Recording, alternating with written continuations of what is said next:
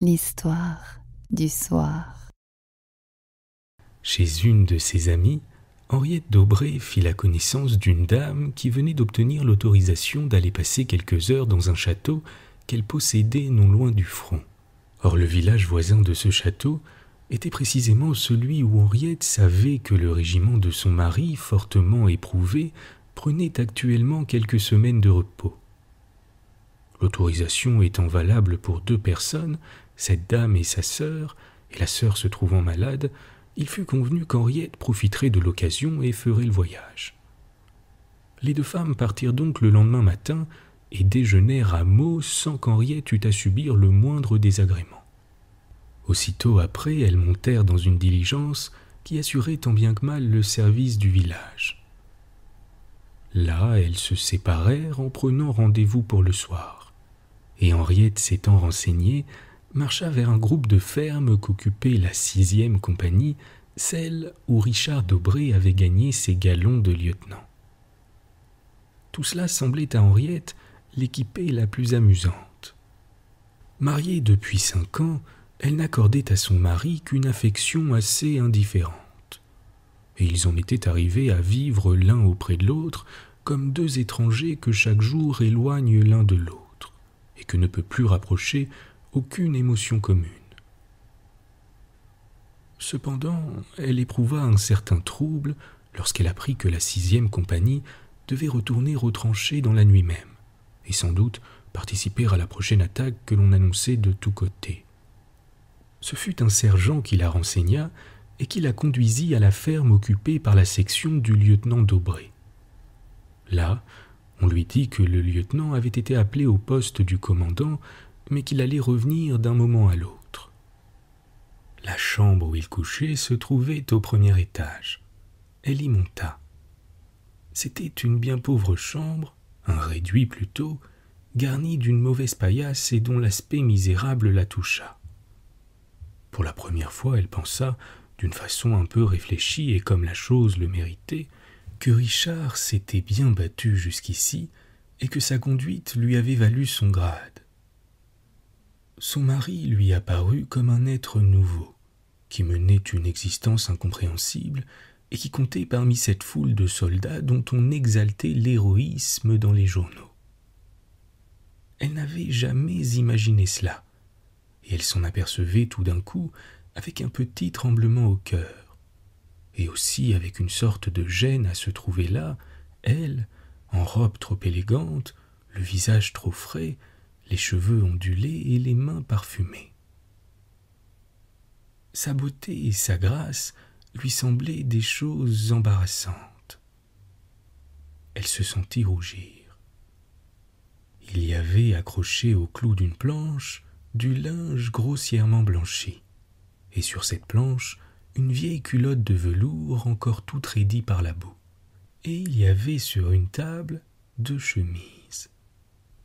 Les ayant soulevées, elle avisa à côté d'une petite bouteille d'encre et d'un porte-plume des feuilles de papier et une enveloppe qui étaient là comme si on avait voulu les dissimuler au regard.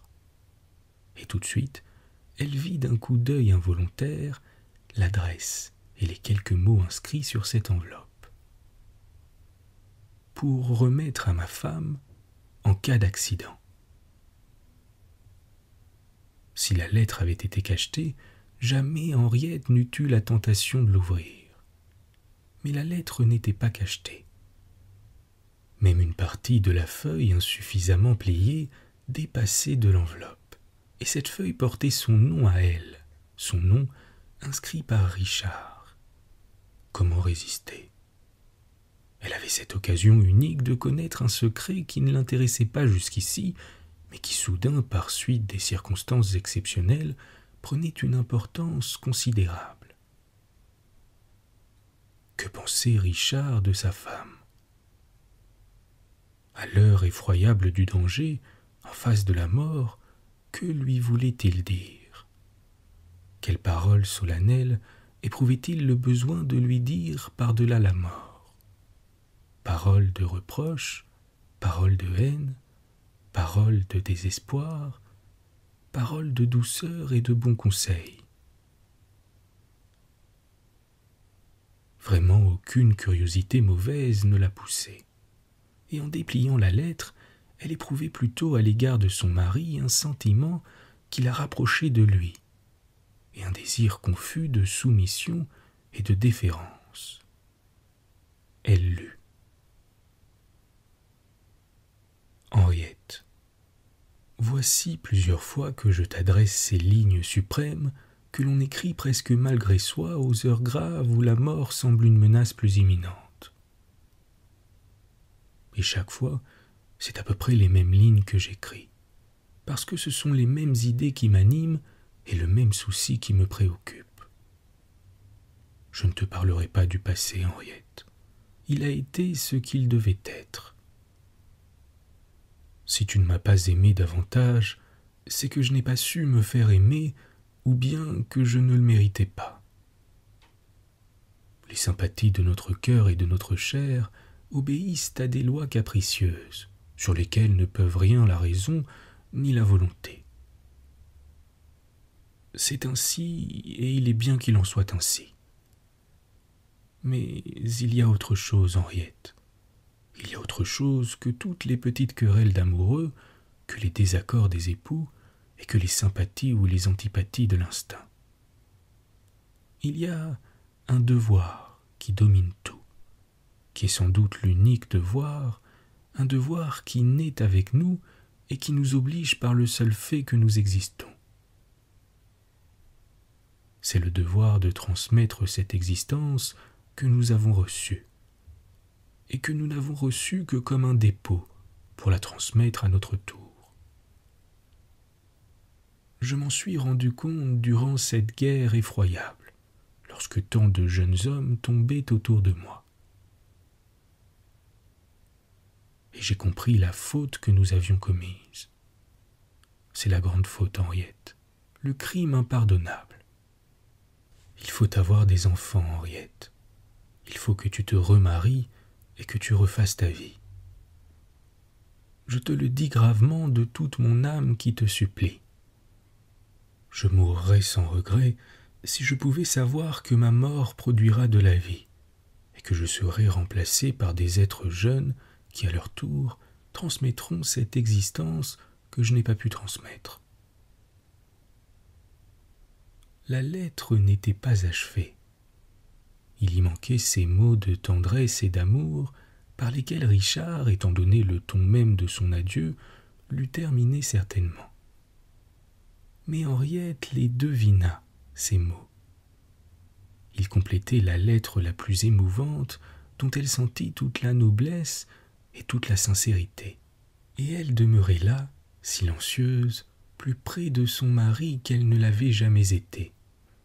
Lorsqu'un bruit aigu ayant attiré son attention, elle leva la tête.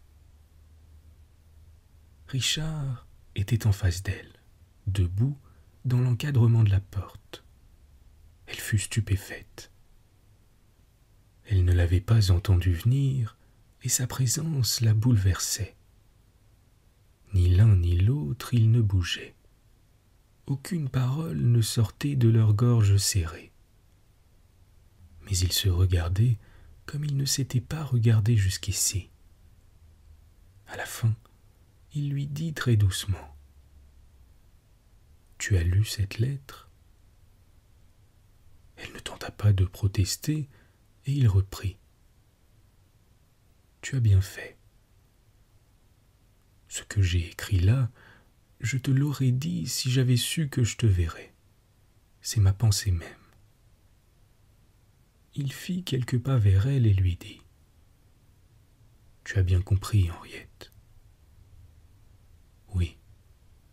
Et me le promets-tu » Elle secoua la tête et déclara : « Non, je ne te promets pas. » « Cependant, si tu as compris, ne crois-tu pas que c'est là une promesse que tu me doives ?» Elle sourit. « Je n'ai pas de promesse à te faire. L'avenir est loin, et tu es bien vivant. Alors, il me semble que ton vœu pourrait s'accomplir sans qu'il soit nécessaire sans qu'il soit nécessaire que tu disparaisses toi. » Son sourire avait ce quelque chose de spécial et de mystérieux, de charmant et d'affolant, où il y a de la coquetterie et de la pudeur, et qui est le signe de l'abandon. Depuis combien de temps ne l'avait-il plus vu, ce sourire? Il en fut ébloui et trembla sur ses jambes. « Qu'est-ce que tu veux dire, Henriette ?» Elle souriait toujours en le regardant au fond des yeux, et il balbutia de nouveau. « Qu'est-ce que tu veux dire, Henriette ?»« Pourquoi te répondre ?» fit-elle. « Tu me comprends mieux que si je te répondais. » Elle lui tendit les mains, ses mains blanches, ses parfumées. Il les baisa ardemment. Mais comme il hésitait, n'osant pas encore croire à son bonheur, elle l'attira contre elle et lui entoura la tête de ses bras.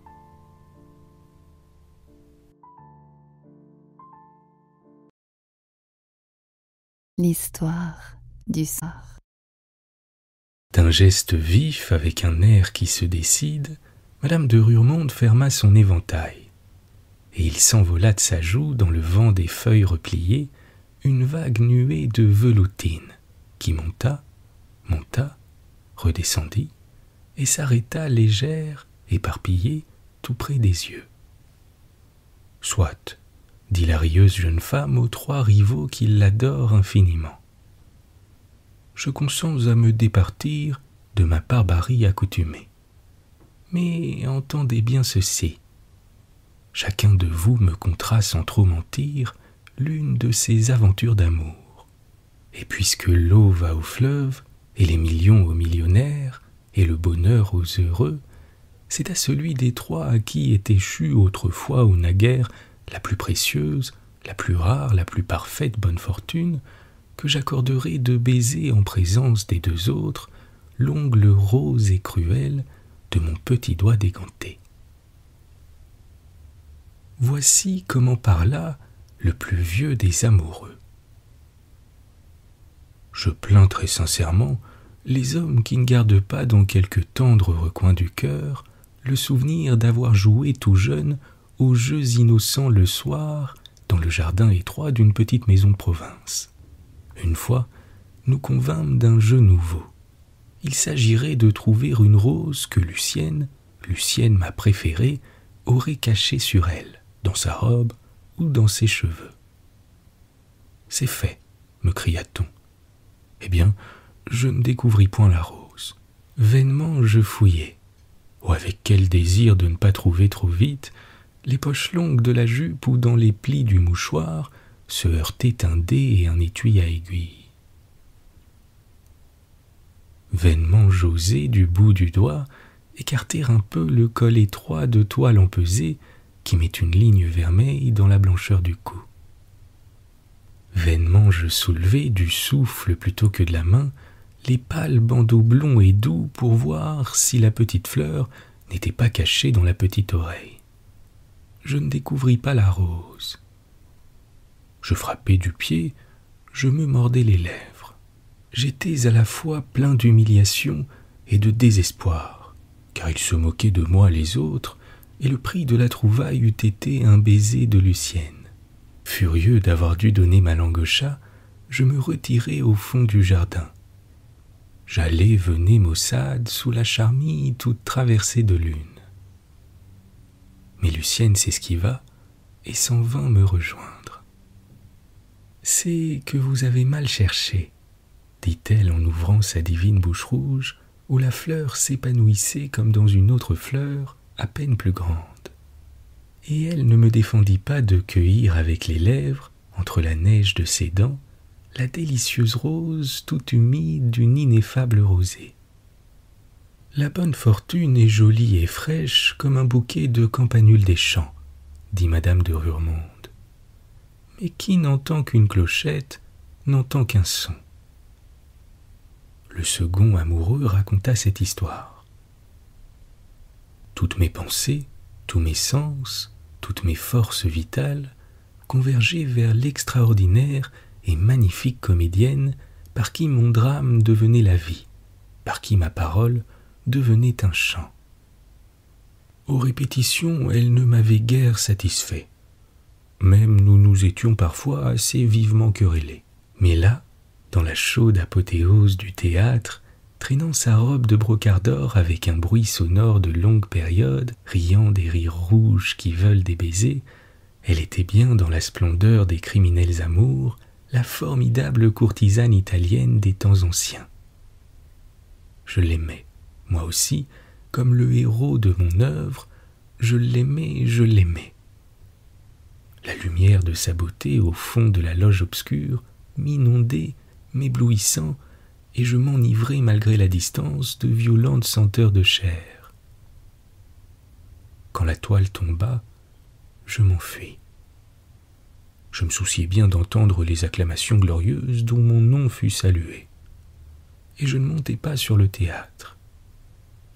Si j'étais entré dans le foyer, si j'avais vu de près l'admirable comédienne qui avait réalisé mon rêve de poète, l'adorable femme qui me l'avait fait oublier, je me serais élancé vers elle. Je l'aurais embrassée, enlevée, emportée. Fou, je craignais d'être ridicule et absurde. Je courus à travers les rues sans savoir où j'allais.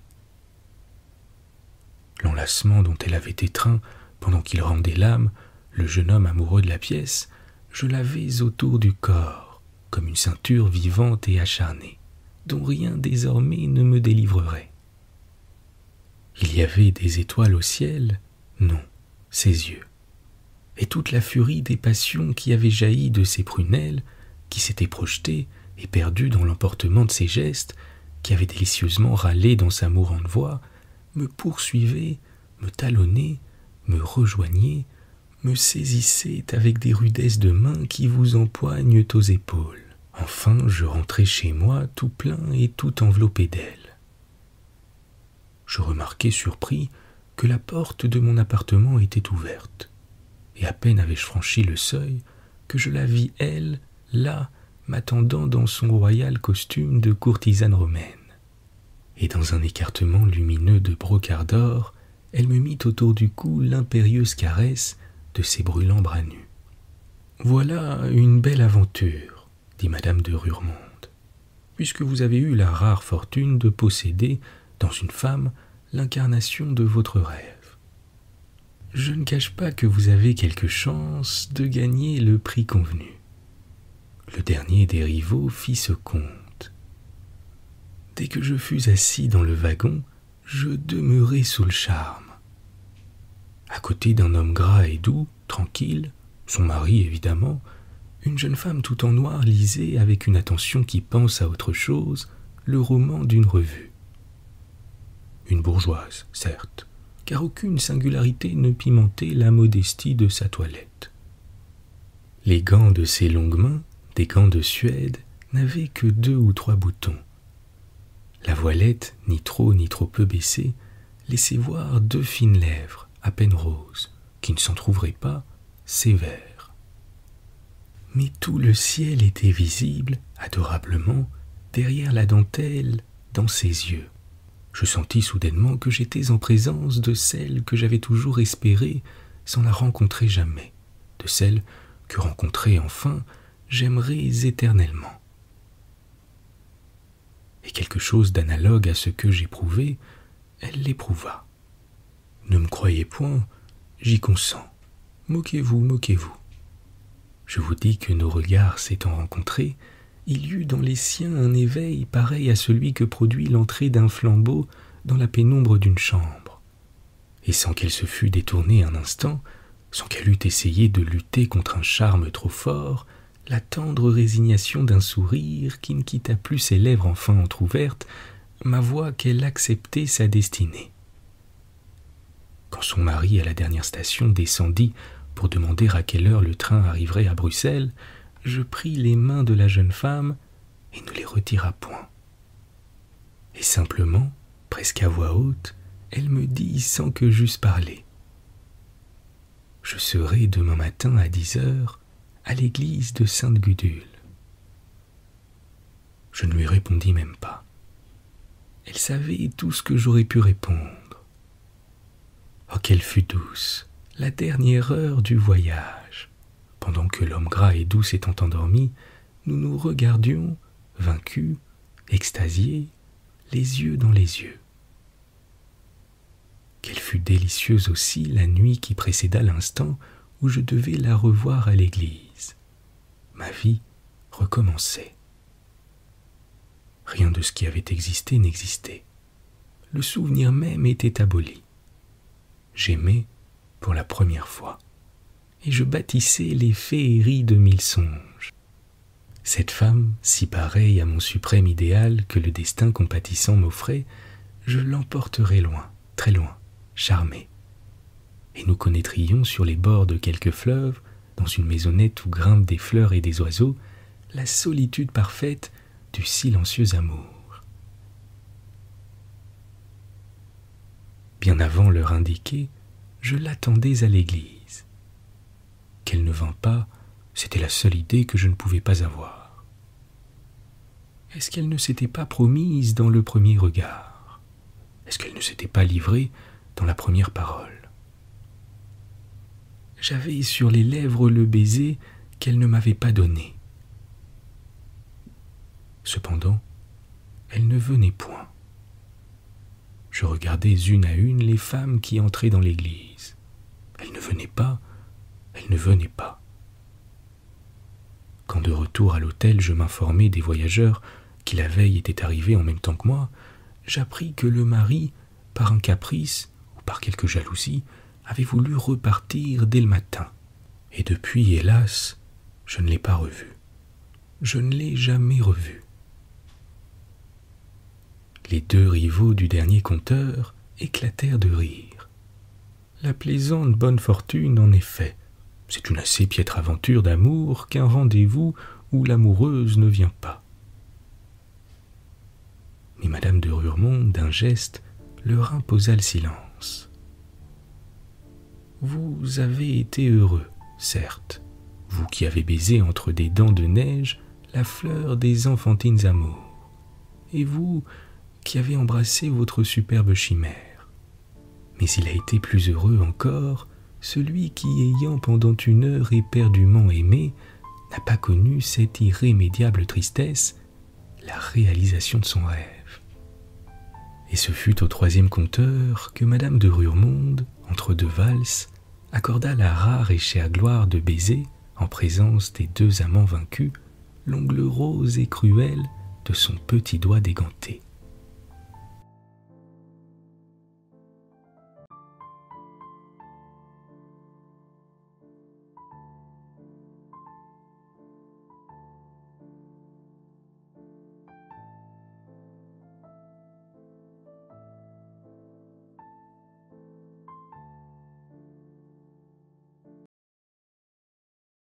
L'histoire du soir. Mes pauvres fleurs sont toutes mortes, dit la petite Ida. Hier soir, elles étaient encore si belles. Et maintenant, toutes leurs feuilles pendent desséchées. D'où cela vient-il? Demanda-t-elle à l'étudiant qui était assis sur le canapé et qu'elle aimait beaucoup. Il savait raconter les histoires les plus jolies et découper des images si amusantes, des chœurs avec de petites femmes qui dansaient, des fleurs et de grands châteaux dont on pouvait ouvrir la porte. C'était un joyeux étudiant. « Pourquoi mes fleurs ont-elles aujourd'hui une mine si triste ?» demanda-t-elle une seconde fois en lui montrant un bouquet tout desséché. « Je vais te dire ce qu'elles ont, » dit l'étudiant. « Tes fleurs ont été cette nuit au bal, et voilà pourquoi leurs têtes sont ainsi penchées. » Cependant, les fleurs ne savent pas danser, dit la petite Ida. « Si, répondit l'étudiant. Lorsqu'il fait noir et que nous dormons nous autres, elles sautent et s'en donnent à cœur joie, presque toutes les nuits. Et les enfants ne peuvent-ils pas aller à leur bal? Si, répondit l'étudiant. Les enfants du jardin, les petites marguerites et les petits muguets. Où dansent-elles? les belles fleurs ? Demanda la petite Ida. N'es-tu jamais sorti de la ville, du côté du grand château où le roi fait sa résidence l'été, et où il y a un jardin magnifique rempli de fleurs ? Tu as bien vu les cygnes qui nagent vers toi quand tu leur donnes des miettes de pain. Crois-moi, c'est là que se donnent les grands bals. Mais je suis allé hier avec maman au jardin, répliqua la jeune fille. Il n'y avait plus de feuilles aux arbres, et pas une seule fleur. Où sont-elles donc ? J'en ai tant vu pendant l'été. Elles sont dans l'intérieur du château, dit l'étudiant. Dès que le roi et les courtisans retournent à la ville, les fleurs quittent promptement le jardin, entrent dans le château et mènent une vie joyeuse. Oh, si tu voyais cela! Les deux plus belles roses s'asseyent sur le trône et elles sont rois et reines. Les crêtes de coq écarlate se rangent des deux côtés et s'inclinent. Ce sont les officiers de la maison royale.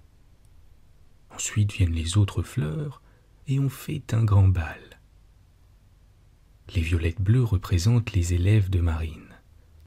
Elles dansent avec les jacinthes qu'elles appellent mesdemoiselles. Les tulipes et les grands lys rouges sont de vieilles dames chargées de veiller à ce qu'on danse convenablement et à ce que tout se passe comme il faut. Mais, demanda la petite Ida, n'y a-t-il personne qui punisse les fleurs pour danser dans le château du roi ? Presque personne ne le sait, dit l'étudiant. Il est vrai que quelquefois, pendant la nuit, arrive le vieil intendant qui doit faire sa ronde. Il a un grand trousseau de clés sur lui, et dès que les fleurs en entendent le cliquetis, elles se tiennent toutes tranquilles, se cachant derrière les longs rideaux et ne montrant que la tête. « Je sens qu'il y a des fleurs ici, » dit le vieil intendant, « mais il ne peut pas les voir. »« C'est superbe, » dit la petite Ida en battant des mains. « Est-ce que je ne pourrais pas voir les fleurs danser moi aussi ?»« Peut-être, » dit l'étudiant. « Pense-y lorsque tu retourneras dans le jardin du roi. Regarde par la fenêtre et tu les verras. Je l'ai fait aujourd'hui même. Il y avait un long lys jaune qui était étendu sur le canapé. C'était une dame de la cour. Mais les fleurs du jardin des plantes y vont-elles aussi? Comment peuvent-elles faire ce long chemin? Mais, dit l'étudiant, si elles veulent, elles peuvent voler. N'as-tu pas vu les beaux papillons rouges, jaunes et blancs? Est-ce qu'ils ne ressemblent pas tout à fait aux fleurs? C'est qu'ils n'ont pas d'abord été autre chose. Les fleurs ont quitté leurs tiges et se sont élevées dans les airs. Là, elles ont agité leurs feuilles comme de petites ailes et ont commencé à voler. Et parce qu'elles se sont bien conduites, elles ont obtenu la permission de voler toute la journée. Elles n'ont plus besoin de rester chez elles, attachées à leurs tiges. C'est ainsi qu'à la fin, les feuilles sont devenues de véritables ailes. Mais tu l'as vu toi-même. Du reste, il se peut que les fleurs du jardin des plantes ne soient jamais allées dans le jardin du roi, et même qu'elles ignorent qu'on y mène la nuit si joyeuse vie. C'est pourquoi je veux te dire quelque chose qui fera ouvrir de grands yeux au professeur de botanique notre voisin. Lorsque tu iras dans le jardin, annonce à une fleur qu'il y a un grand bal au château. Celle-ci le répétera à toutes les autres et elles s'envoleront. Vois-tu les yeux que fera le professeur lorsqu'il ira visiter son jardin et qu'il n'y verra plus une seule fleur sans pouvoir comprendre ce qu'elles sont devenues? Mais comment une fleur pourra-t-elle le dire aux autres? Les fleurs ne savent pas parler. C'est vrai, répondit l'étudiant, mais elles sont très fortes en pantomime. N'as-tu pas souvent vu les fleurs, lorsqu'il fait un peu de vent, s'incliner et se faire des signes de tête? N'as-tu pas remarqué que toutes les feuilles vertes s'agitent? Ces mouvements sont aussi intelligibles pour elles que les paroles pour nous. Mais le professeur, est-ce qu'il comprend leur langage? Demanda Ida. Oui, assurément. Un jour qu'il était dans son jardin, il aperçut une grande ortie qui, avec ses feuilles, faisait des signes à un très bel œillet rouge. Elle disait « Que tu es beau, comme je t'aime ». Mais le professeur se fâcha et il frappa les feuilles qui servent de doigts à l'ortie. Il s'y piqua, et depuis ce temps, comme il se souvient combien il lui en a cuit la première fois, il n'ose plus toucher à une ortie. « C'est drôle, » dit la petite Ida, et elle se mit à rire. « Comment peut-on mettre de telles choses dans la tête d'un enfant ?» dit un ennuyeux conseiller qui était entré pendant la conversation pour faire une visite et qui s'était assis sur le canapé. L'étudiant ne lui plut pas, et il ne cessa de murmurer tant qu'il le vit découper ces petites figures risibles et joyeuses.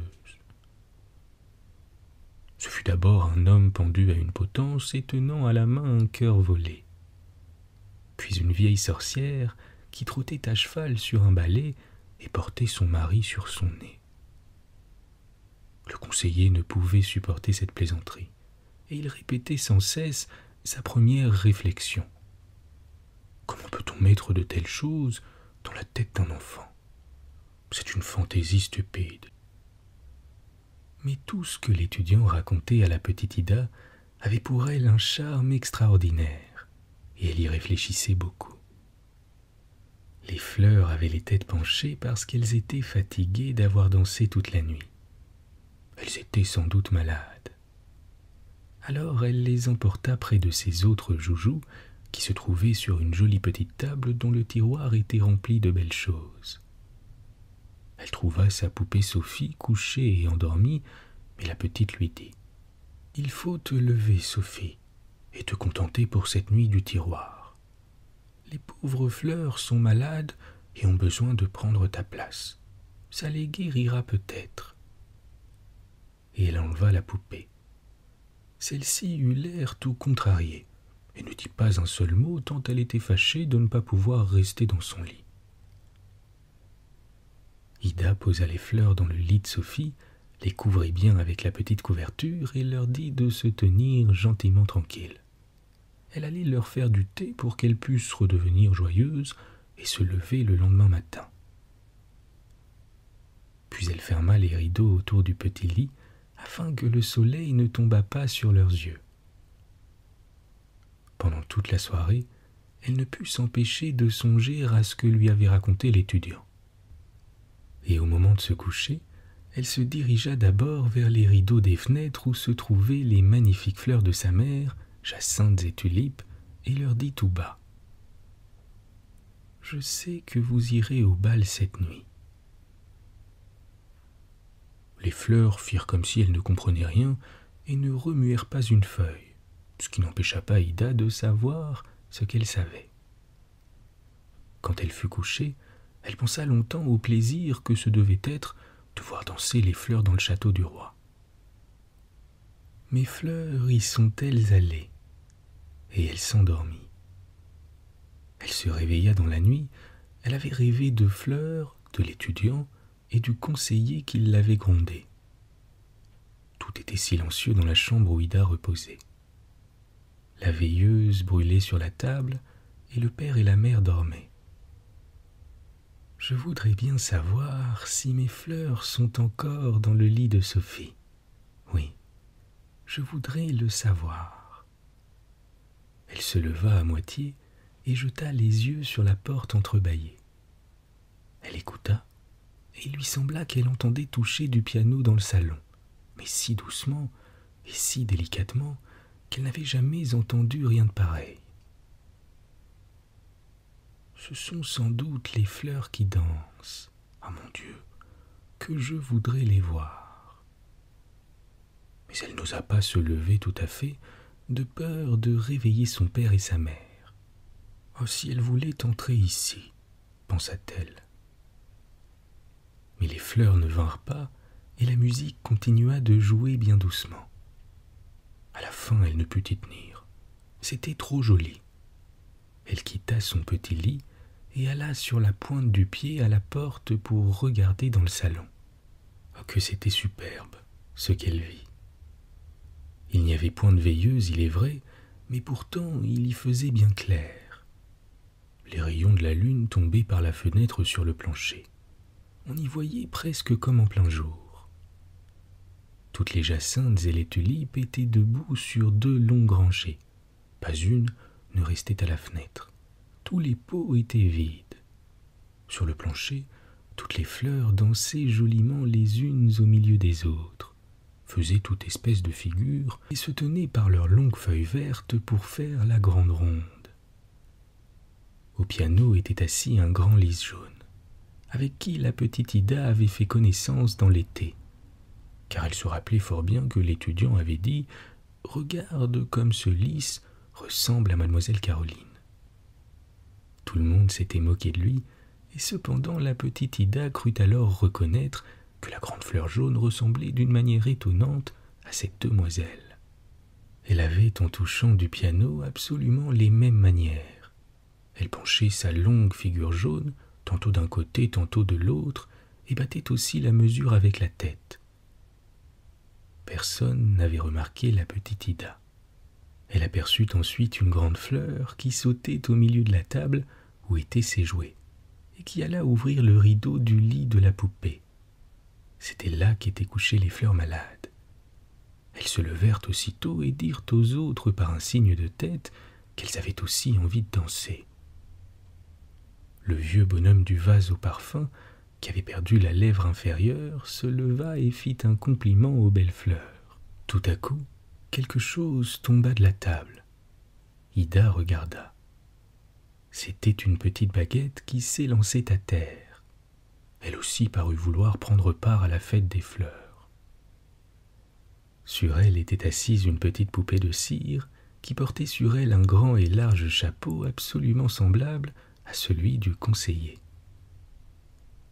La baguette sauta au milieu des fleurs, montée sur ses 3 échasses rouges et se mit à marquer fortement la mesure en dansant une mazurka. Il n'y avait qu'elle qui en fût capable, les autres fleurs étaient trop légères et n'auraient jamais pu faire entendre le même bruit avec leurs pieds. Tout à coup, la poupée accrochée à la baguette s'allongea et grandit, se tourna vers les autres fleurs et s'écria tout haut. Comment peut-on mettre de telles choses dans la tête d'un enfant? C'est une fantaisie stupide. Et la poupée de cire ressemblait alors extraordinairement au conseiller avec son large chapeau. Elle avait le même teint jaune et le même air grognon. Mais ses longues jambes frêles expièrent son exclamation. Les fleurs les frappèrent rudement. Elle se ratatina soudain et redevint une toute petite poupée. Comme tout cela était amusant à voir. La petite Ida ne put s'empêcher de rire. La baguette continua de danser et le conseiller était obligé de danser avec elle, malgré toute sa résistance. Quoique tantôt il se fit grand et long et tantôt reprit les proportions de la petite poupée au grand chapeau noir. Mais enfin les autres fleurs intercédèrent pour lui, surtout celles qui sortaient du lit de la poupée. La baguette se laissa toucher par leurs instances et se tint tranquille. Puis quelqu'un frappa violemment dans le tiroir où étaient enfermés les autres jouets d'Ida. L'homme du vase au parfum courut jusqu'au bord de la table, s'étendit sur le ventre et réussit à ouvrir un peu le tiroir. Tout à coup, Sophie se leva et regarda tout étonnée autour d'elle. « Il y a donc bal ici, dit-elle. Pourquoi personne ne me l'a-t-il dit ? Veux-tu danser avec moi ? Dit l'homme au parfum. Par exemple, en voilà un danseur, dit-elle, et elle lui tourna le dos. Elle s'assit ensuite sur le tiroir et pensait qu'une des fleurs allait venir l'inviter. Mais aucune d'elles ne se présenta. Elle eut beau tousser, aucune n'approcha. L'homme se mit à danser tout seul et s'en acquitta assez bien. Comme aucune des fleurs ne semblait faire attention à Sophie, elle se laissa tomber avec un grand bruit du tiroir sur le plancher. Toutes les fleurs accoururent, lui demandèrent si elle s'était fait mal et se montrèrent très aimables avec elle, surtout celle qui avait couché dans son lit. elle ne s'était pas fait le moindre mal, et les fleurs d'Ida la remercièrent de son bon lit, la conduisirent au milieu de la salle où brillait la lune, et se mirent à danser avec elle. Toutes les autres fleurs faisaient cercle pour les voir. Sophie, joyeuse, leur dit qu'elle pouvait désormais garder son lit, qu'il lui était égal de coucher dans le tiroir. Les fleurs lui répondirent: « Nous te remercions cordialement. Nous ne pouvons pas vivre si longtemps. Demain, nous serons mortes. Mais dis à la petite Ida qu'elle nous enterre là, dans l'endroit du jardin où est enterré le petit oiseau des Canaries. Nous ressusciterons dans l'été et nous reviendrons bien plus belles. » « Non, il ne faut pas que vous mouriez, dit Sophie, et elle baisa les fleurs. Mais au même instant, la porte du grand salon s'ouvrit et une foule pressée de fleurs magnifiques entra en dansant. Ida ne pouvait comprendre d'où elles venaient. Sans doute c'étaient toutes les fleurs du jardin du roi. À leur tête marchaient de roses éblouissantes qui portaient de petites couronnes d'or. C'étaient le roi et la reine. Ensuite vinrent les plus charmantes giroflées, les plus beaux œillets, qui saluaient de tous côtés. Ils étaient accompagnés d'une troupe de musique. De grands pavots et des pivoines soufflaient si fort dans des cosses de pois qu'ils en avaient la figure toute rouge. Les jacinthes bleues et les petites personnages sonnaient comme si elles portaient de véritables sonnettes. C'était une musique bien remarquable. Toutes les autres fleurs se joignirent à la bande nouvelle et on vit danser violettes et amaranthes, pâquerettes et marguerites. Elles s'embrassèrent toutes les unes les autres. C'était un spectacle délicieux. Ensuite, les fleurs se souhaitèrent une bonne nuit et la petite Ida se glissa dans son lit où elle rêva à tout ce qu'elle avait vu. Le lendemain, dès qu'elle fut levée, elle courut à la petite table pour voir si les fleurs y étaient toujours. Elle ouvrit les rideaux du petit lit. Elles s'y trouvaient toutes, mais encore bien plus desséchées que la veille. Sophie était couchée dans le tiroir où elle l'avait placée, et avait l'air d'avoir grand sommeil. « Te rappelles-tu ce que tu as à me dire ?» lui dit la petite Ida. Mais Sophie avait une mine tout étonnée et ne répondit pas un mot. « Tu n'es pas sympa, dit Ida. Pourtant, elles ont toutes dansé avec toi. » Elle prit ensuite une petite boîte de papier qui contenait des dessins de beaux oiseaux et elle y mit les fleurs mortes. « Voilà votre joli petit cercueil, dit-elle. Et plus tard, lorsque mes petits cousins viendront me voir, ils m'aideront à vous enterrer dans le jardin pour que vous ressuscitiez dans l'été et que vous reveniez plus belle. » Les cousins de la petite Ida étaient deux joyeux garçons. Leur père leur avait donné 2 arbalètes et ils les emportèrent pour les montrer à Ida. La petite fille leur raconta l'histoire des pauvres fleurs qui étaient mortes et les invita à l'enterrement. Les 2 garçons marchèrent devant avec leurs arbalètes sur l'épaule et la petite Ida suivit avec les fleurs mortes dans le joli cercueil. On creusa une petite fosse dans le jardin. Ida, après avoir donné un dernier baiser aux fleurs, déposa le cercueil dans la terre. Les 2 cousins tirèrent des coups d'arbalète au-dessus de la tombe, car ils ne possédaient ni fusil ni canon.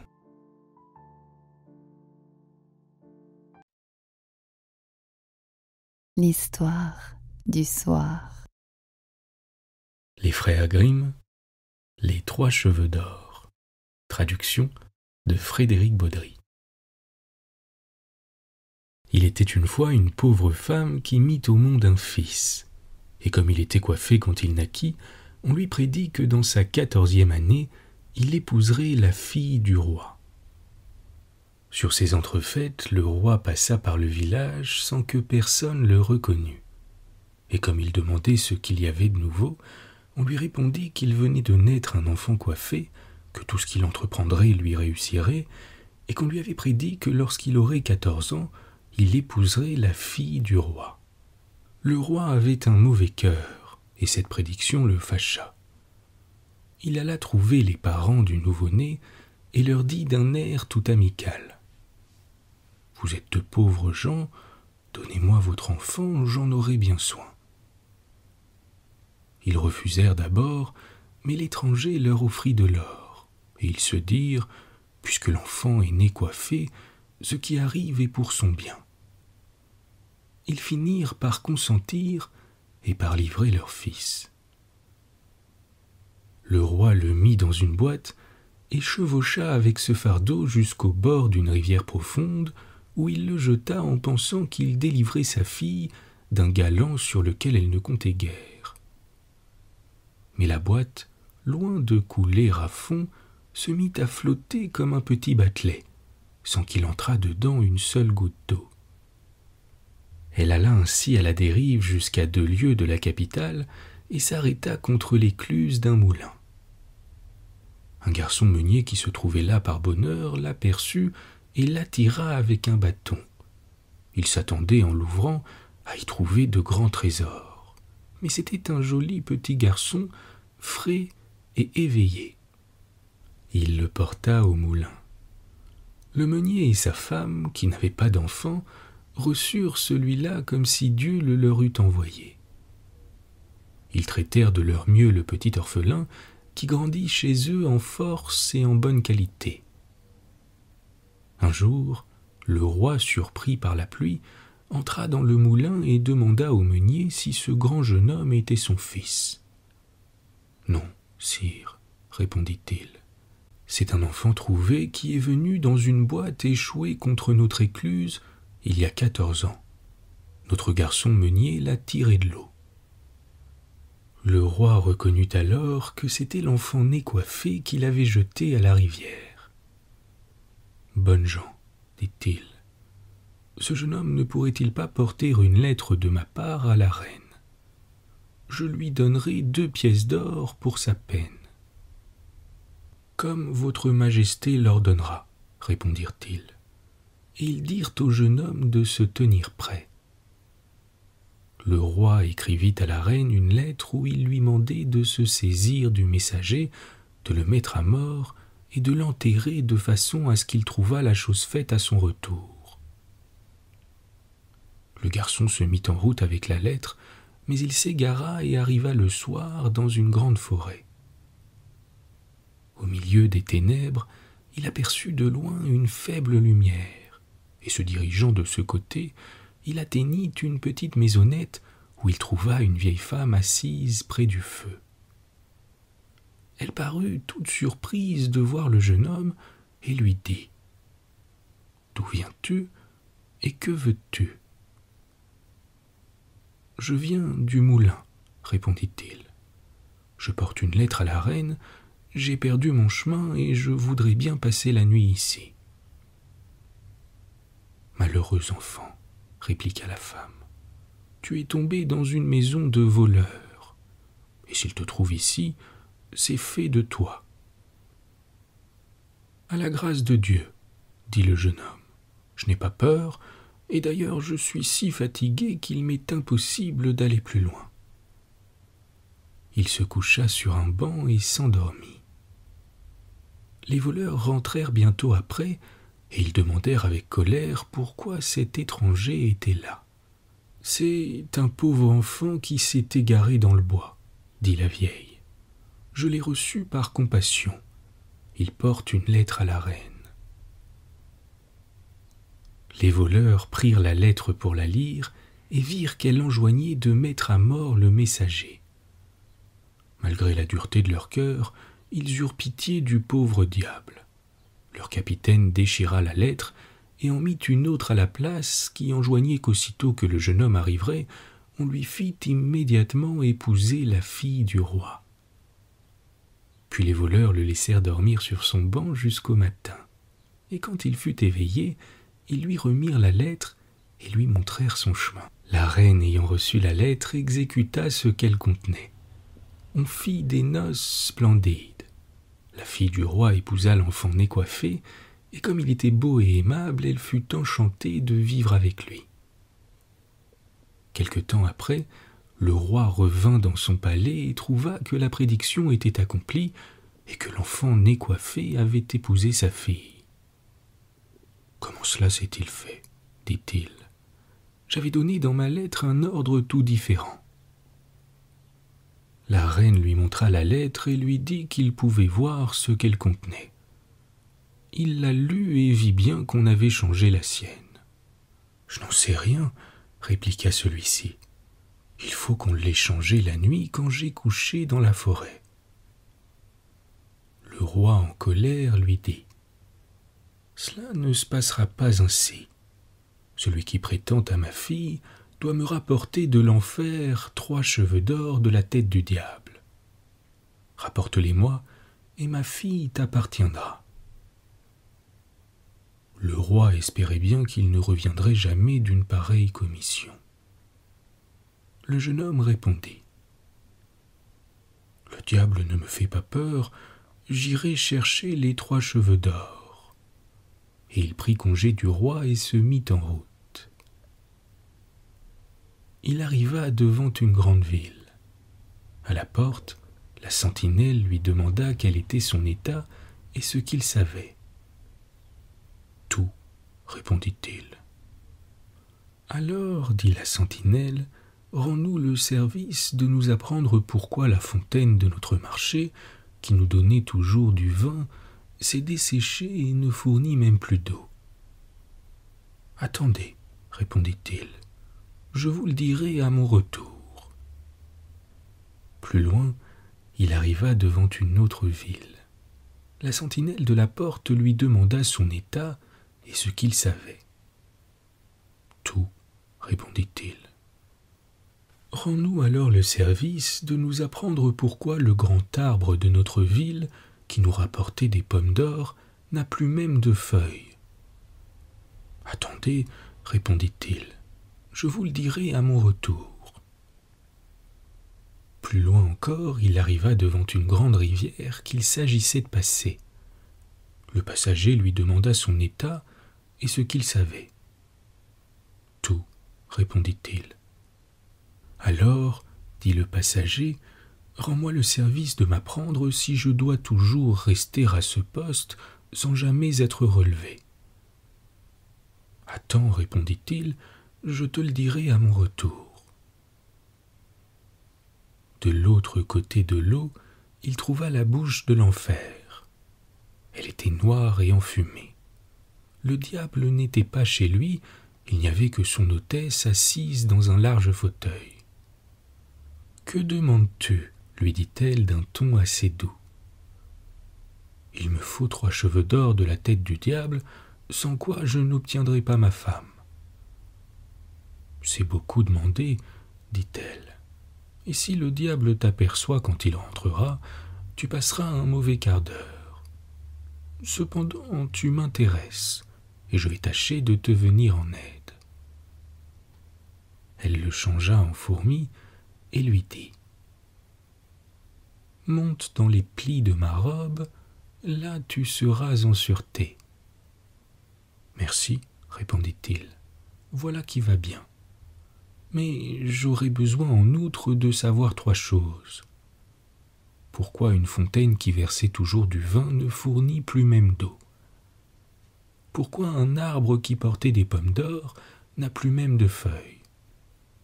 Et si un certain passager doit toujours rester à son poste sans jamais être relevé? »« Ce sont 3 questions difficiles, » dit-elle. « Mais tiens-toi bien tranquille et sois attentif à ce que le diable dira quand je lui arracherai les 3 cheveux d'or. » Quand le soir arriva, le diable revint chez lui. À peine était-il entré qu'il remarqua une odeur extraordinaire. « Il y a du nouveau ici, » dit-il. « Je sens la chair humaine. » Et il alla fureter dans tous les coins, mais sans rien trouver. L'hôtesse lui chercha querelle. « Je viens de balayer et de ranger, dit-elle, et tu vas tout bouleverser ici. Tu crois toujours sentir la chair humaine. Assieds-toi et mange ton souper. » Quand il eut soupé, il était fatigué. Il posa sa tête sur les genoux de son hôtesse et lui dit de lui chercher un peu les poux. Mais il ne tarda pas à s'endormir et à ronfler. La vieille saisit un cheveu d'or, l'arracha et le mit de côté. « Eh !» s'écria le diable, « qu'as-tu donc fait ?»« J'ai eu un mauvais rêve, » dit l'hôtesse, « et je t'ai pris par les cheveux. »« Qu'as-tu donc rêvé ?» demanda le diable. « J'ai rêvé que la fontaine d'un marché, qui versait toujours du vin, s'était arrêtée et qu'elle ne donnait plus même d'eau. Quelle en peut être la cause ? » « Ah, si on le savait, » répliqua le diable. « Il y a un crapaud sous une pierre dans la fontaine, on n'aurait qu'à le tuer, le vin recommencerait à couler. » L'hôtesse se remit à lui chercher les poux, il se rendormit et ronfla de façon à ébranler les vitres. Alors, elle lui arracha le second cheveu. « Que fais-tu » s'écria le diable en colère. « Ne t'inquiète pas, répondit-elle, c'est un rêve que j'ai fait. »« Qu'as-tu rêvé encore ?» se demanda-t-il. « J'ai rêvé que dans un pays, il y a un arbre qui portait toujours des pommes d'or et qui n'a plus même de feuilles. Quelle en pourrait être la cause ? » « Oh, si on le savait, » répliqua le diable. « Il y a une souris qui ronge la racine. On n'aurait qu'à la tuer, il reviendrait des pommes d'or à l'arbre. Mais si elle continue à la ronger, l'arbre mourra tout à fait. Maintenant, laisse-moi en repos avec tes rêves. Si tu me réveilles encore, je te donnerai un soufflet. » L'hôtesse l'apaisa et se remit à lui chercher ses poux jusqu'à ce qu'ils furent endormis et ronflants. Alors elle saisit le troisième cheveu d'or et l'arracha. Le diable se leva en criant. Elle le radoucit encore en disant « Qui peut se garder d'un mauvais rêve ?»« Qu'as-tu donc rêvé encore ?» demanda-t-il avec curiosité.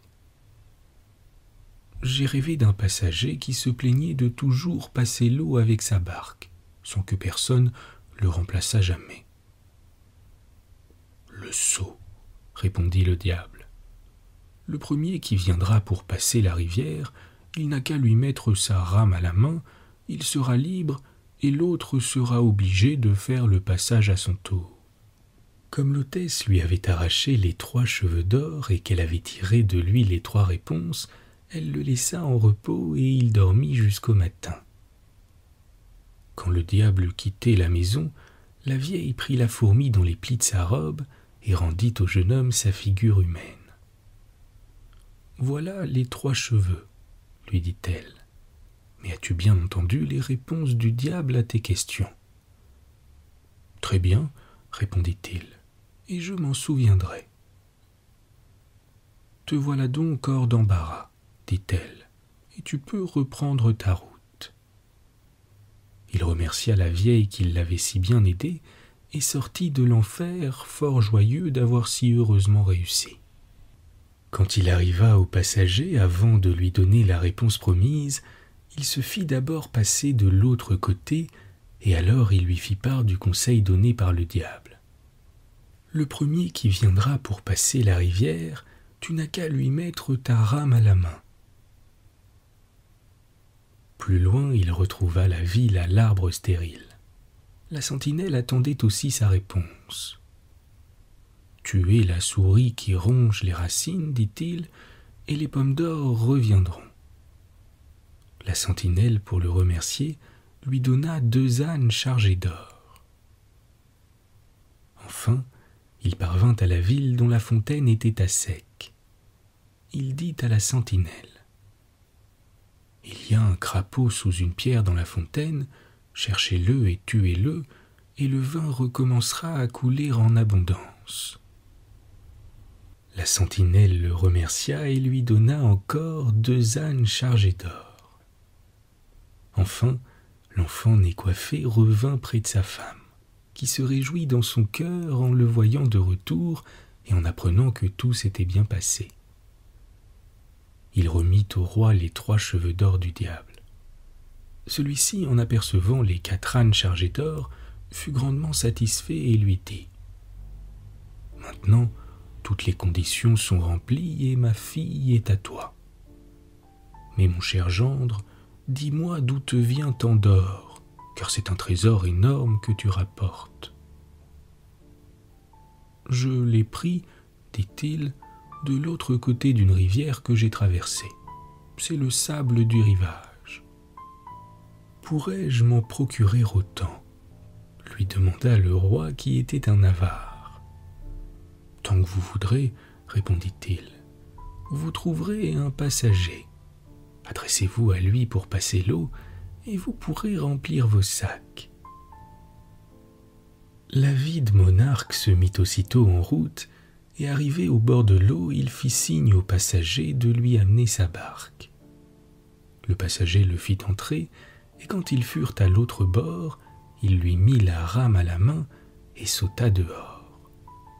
Le roi devint ainsi passager en punition de ses péchés. L'est-il encore ? Sans doute, puisque personne ne lui a repris la rame. Bonne nuit. Bonne nuit.